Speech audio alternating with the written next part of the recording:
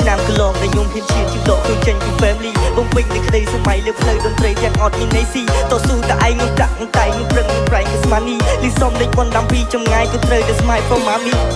I feel the pain ការឈឺចាប់ដូចដាក់ silent ធ្លាប់តែនៅពីក្មេងស៊ីទៅបាយធ្វើរត់ទៅលេងឥឡូវមិនដូចពីមុននៅក្នុងហៅបើកមានលុយមួយសេននេះមែនទេដែលគេហៅថាជីវិតសំពេលរបស់ញ៉ាំលេង Wake up in the morning I got murder on my mind ខ្ញុំស្ទាក់ស្ទើរក្នុងចិត្តខ្ញុំនៅតែគិត you from behind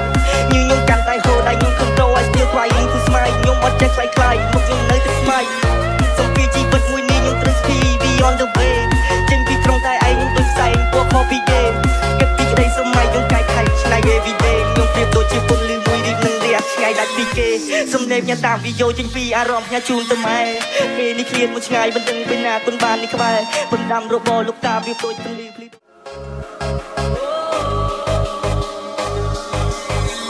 ឆ្នាំកន្លងដែលខ្ញុំហ៊ានឈានជីវិតខ្លួនចេញពី family បំពេញនៃក្តីសម័យលើផ្លូវតន្ត្រីទាំងអត់មានន័យស៊ីតស៊ូតែឯងខ្ញុំដាក់តែខ្ញុំប្រឹងខ្ញុំប្រែងគឺស្មាននេះលីសំលេខប៉ុនដាំពីចម្ងាយក៏ត្រូវតែស្មាយ from mommy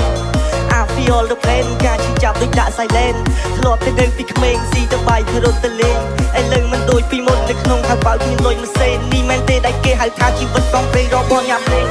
Wake up in the morning I got murder on my mind ខ្ញុំស្ទាក់ស្ទើរក្នុងចិត្តខ្ញុំនៅតែគិត you from behind ខ្ញុំកាន់តែហូរដៃខ្ញុំ control I still trying to smile ខ្ញុំអត់ចេះខ្លាយខ្លាយមកខ្ញុំនៅតែ smile